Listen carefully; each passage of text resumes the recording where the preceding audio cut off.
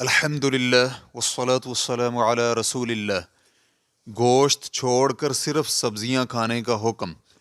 سوال کیا گیا ہے، میں صرف نباتات استعمال کرتی ہوں، یعنی گوشت یا حیوان سے تیار شدہ کوئی چیز نہیں کھاتی۔ مجھے دین اسلام بہت اچھا لگتا ہے، تو کیا میرے لیے دین اسلام میں داخل ہونا ممکن ہے؟ لیکن میں حیوان کے گوشت والی کوئی چیز نہیں کھانا چاہتی۔ الجواب بعون اللہ سبحانہ وتعالی، جی ہاں، آپ بغیر گوشت اور حیوان کے مشتقات کھائے بھی مسلمان ہو سکتی ہیں، لیکن آپ کو ان امور سے اجتناب کرنا ہوگا۔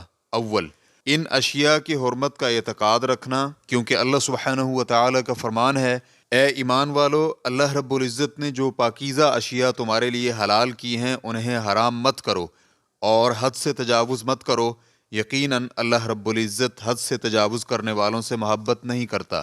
سورۃ المائدہ آیت نمبر 87۔ اور ایک مقام پر ارشاد فرمایا، آپ کہہ دیجئے کہ اللہ کے پیدا کیے ہوئے اسباب زینت کو جو اللہ نے اپنے بندوں کے واسطے بنائے اور کھانے پینے کی حلال چیزوں کو کس شخص نے حرام کیا ہے؟ آپ کہہ دیجئے کہ یہ اشیاء اس طور پر کہ قیامت کے روز خالص اہل ایمان کے لیے ہوں گی اور دنیاوی زندگی میں مومنوں کے لیے بھی ہیں۔ ہم اسی طرح تمام آیات کو سمجھداروں کے لیے صاف صاف بیان کرتے ہیں۔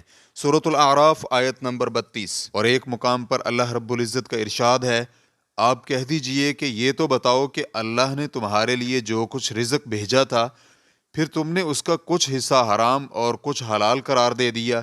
آپ پوچھئے کہ کیا تمہیں اللہ نے حکم دیا تھا یا کہ تم اللہ پر افطرا ہی کرتے ہو؟ سورہ یونس آیت نمبر 59۔ دوم، یہ اعتقاد رکھنا کہ حیوان کے اجزاء کی بنی ہوئی اشیاء نہ کھانا افضل ہے یا اسے ترک کرنے پر اجر و ثواب ہوتا ہے، یا صرف سبزیاں کھانے والے شخص کو اللہ کا زیادہ قرب حاصل ہوتا ہے، یا اس طرح کے اور اعتقاد رکھنا صحیح نہیں، کیونکہ اس کے ساتھ اللہ کا قرب حاصل کرنا جائز نہیں۔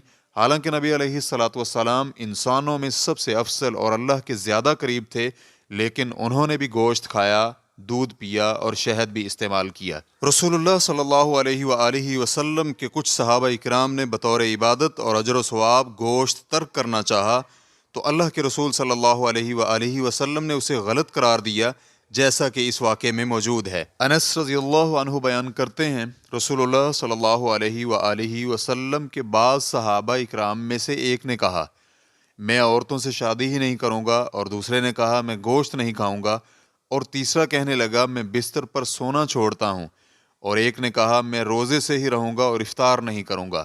تو یہ باتیں رسول اللہ صلی اللہ علیہ وآلہ وسلم تک پہنچی، تو آپ نے خطبہ ارشاد فرمایا اور حمد و ثنا بیان کرنے کے بعد فرمایا، ان لوگوں کا کیا حال ہے جنہوں نے ایسی ایسی باتیں کی ہیں، لیکن میں تو نماز بھی پڑھتا ہوں، سوتا بھی ہوں، روزہ افطار بھی کرتا ہوں، روزہ رکھتا بھی ہوں، اور میں نے عورتوں سے شادی بھی کر رکھی ہے، تو جو بھی میری سنت اور طریقے سے بے رغبتی اختیار کرتا ہے وہ مجھ سے نہیں ہے۔ اسے امام نسائی رحمہ اللہ نے روایت کیا ہے، اور یہ قصہ بخاری اور مسلم میں بھی موجود ہے۔ اس میں فرق ہے کہ ایک شخص کوئی کھانا ناپسند کرتا ہو یا پھر ناپسند ہونے کی بنا پر ترک کر دے، یا پھر نفسیاتی طور پر کوئی مشکل، یعنی اس نے بچپن میں جانور ذبح ہوتے ہوئے دیکھا اور اس کے دل میں گوشت کھانے کی نفرت پیدا ہو گئی۔ اس کے برعکس کوئی شخص گوشت کو حرام یا اسے اجر و ثواب کی نیت سے ترک کر دے، جیسا کہ بعض صوفی اور تارک دنیا گمراہ قسم کے لوگ کرتے ہیں، ان دونوں صورتوں میں بہت فرق ہے۔ جب آپ کے لیے یہ مسئلہ واضح ہو گیا ہے تو آپ کے لیے وہ چیز ترک کرنے میں کوئی حرج نہیں جس کی آپ رغبت نہیں رکھتی، اور ہمیں اس سے بہت خوشی ہوگی کہ آپ بہت جلد اور قریب ہی اسلامی بہن بن جائیں۔ اللہ رب العزت سے دعا ہے کہ وہ آپ کو ہر قسم کی خیر و بھلائی کی توفیق عطا فرمائے اور ہر برائی اور مشکل سے آپ کی حفاظت فرمائے۔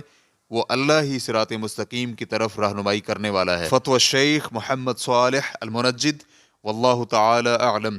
اسلام QA ریکارڈنگز، مؤسسۃ الشیخ محمد صالح المنجد، المملکۃ العربیۃ السعودیہ، فتویٰ نمبر 2521۔ والسلام علیکم ورحمۃ اللہ وبرکاتہ۔